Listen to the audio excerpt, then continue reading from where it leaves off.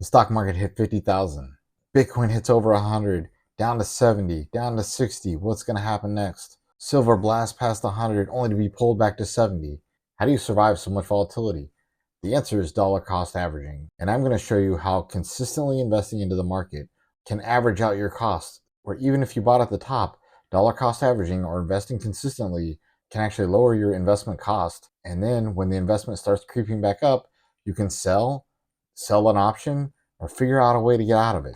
Disclaimer, this is not financial advice, and sometimes your investment may go to zero. So you got to be very mindful, and you got to know your investments. So do your own due diligence. In this example on the left, I'm showing all these investments. Each one of these investments are a different investment date. The next column is actually the purchase price. You can see I start with 100, 95, 90, 70. These are what the different costs. You can see the volatility in this fake market that I've created. But the next column, you see, this is the amount I invested. I invest the same amount every week into this account. If we take the amount invested versus the purchase price, you can see how many shares of that investment I'm picking up. The next column is the total shares owned. The next column is the total shares. The next column is my total value for that line. And in the last column, you see the total amount I have invested up to that line. If you look at this, you'll notice it's several purchases in before I actually break even or make a profit. But this hypothetical model, if I kept going, I would have made $800 total. It's super important that you do your due diligence. I often say when you buy a stock or an investment, you need to do your homework. Every stock you have, you should probably do an hour worth of homework on that stock a week. You should be in tune with what's going on. Did the CEO make some announcement? You start to find a trading range. If you know what Bollinger Bands are, you can use Bollinger Bands. That's a great start. But you really start to fine tune what that trading range looks like. Hey, I think 2026 is going to be a really interesting year for finances.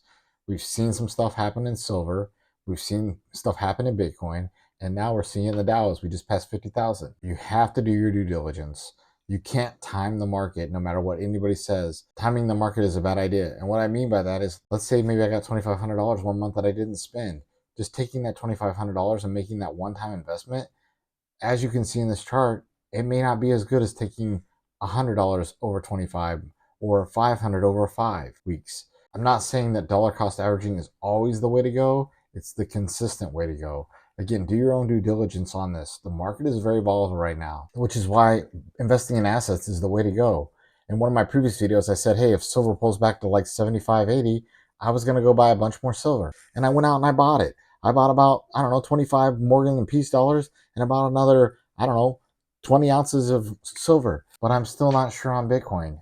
We recently saw that it ended up in those e-files that nobody wants to release. But I think that that was just them trying to invest. I don't think that he's Satoshi. But when it comes to Bitcoin, I'm still super nervous about it. I hang my hat on MSTR. I'm not a fan of what Michael Saylor's doing here. One, if I really think of what Bitcoin was supposed to be in a decentralized area, how can a company like Strategy own 40% of it and it still be effective? Now, we saw a big pump back today. Hey, that's awesome for Bitcoin. I'm very happy for everyone. I lost a little bit today on my MSTZ and WNTR. Again, not financial advice. Sometimes I make really, really bad at dumb decisions and with my money. Don't be like me. I'm just giving you ideas and thoughts on how you can make it in your own risk tolerance. And I'm also hearing people talk about how rental property may not be the thing. I'm telling you, if you buy in the right areas, rental property is where it's at. All the houses that I have are currently rented out. I have people call every week asking me to rent a place. They don't make more land. Please get to a place in 2026 where you can get your debt paid off, where you can get to a place where you can get assets, and those assets you can leverage. Those leveraged assets will make money on their own. It'll become passive income. There's no such thing as true passive income, as I'm going to teach you through this channel. But having assets opens up so many more doors for you. Look, I'm serious. There's something called the Cantillon effect, and that is when new money is injected into the system, whether it be trickle down or trickle up or wherever, one side ends up with all the money. The other side doesn't end up with much. That's how the middle class gets totally eroded from the system. So back to my don't stand in the breadline video, you have to have assets. You're going to need something to get you and your family across that finish line. Dollar cost averaging into something is a great way to get started. Getting your debt paid off is a great way to get started.